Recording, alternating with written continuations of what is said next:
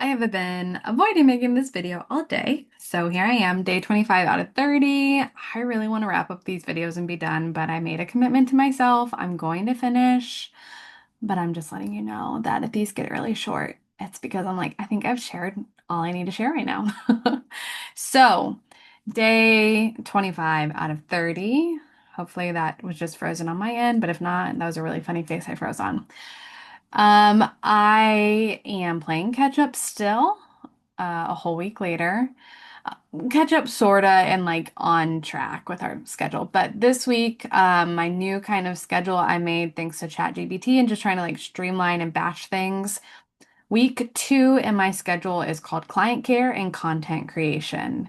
So that means I need to write the blog post for August. So I'm always writing for the next month. So I write a blog post that's about 1,000 words, if not more, on a different topic that is either like a well thought out question when it comes to couples, work, or sometimes just what I'm passionate about writing about. So I always leave on my reminders app in my phone. I'm always like, things pop up to me, but I'm not in a place to write.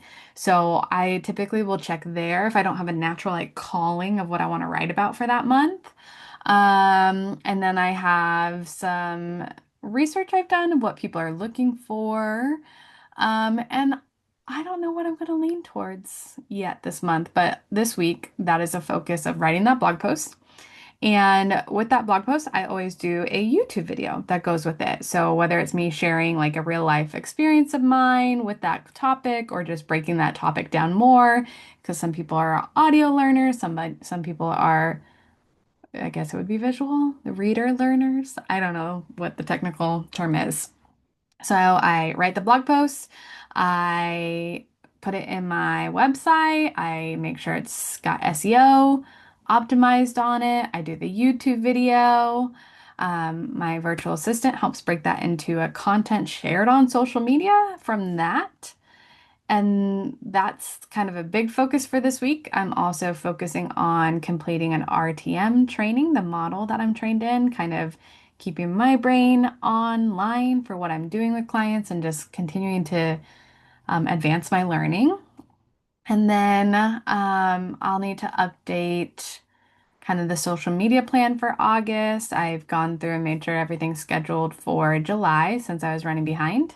And then with client care this week, it's also reviewing client treatment plans or kind of the focus, the work that we're doing. And then if there's any clients that have kind of dropped off or they've wrapped up services, I always make sure I discharge them from my caseload. Um, Oftentimes it's just clients that's normally if someone ends therapy or working with me, I do a discharge pretty quickly because it was collaborative, like we all knew it was coming. But sometimes clients' lives, their lives get busy or something happens, or maybe I said something and they don't want to come back. Who knows? We don't always know why clients stop engaging with us. That's just the truth. It's ideal to have client closure and have an ending session. That's very ideal in the therapist world, and we do not get to control our clients. And so sometimes they just stop engaging and we're not sure why. I will say, I always think of my clients. I'm always wondering if they're okay, wondering if we could have repaired something, if it was something I said or did, but mostly just hoping for goodness for them. Especially with couples, it's ideal when couples come in for preventative work, and that's not always the reality. And so, those couples that I'm working with that kind of disappear or just stop showing up, stop responding to emails, I wonder if they're okay. I wonder if things are getting better. I'm wondering if they got the support they needed. I want what's best for them, even if that's not continuing to work with me and they go to work with someone else. I want them to grow. I want them to change.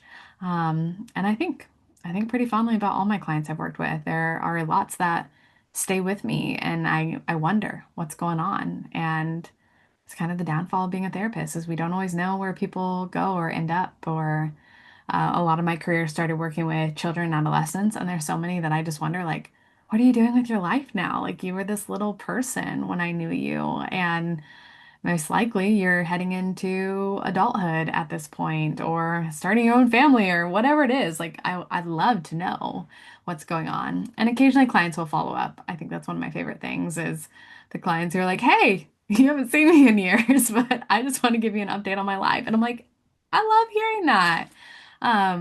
It's this weird relationship. We are boundaried, we have confidentiality, privacy. And like we're still human and you're human. There's a relationship that gets built and I wonder often where my clients are and how they're doing. And I hope that they had the healing and growth and change that they were looking for.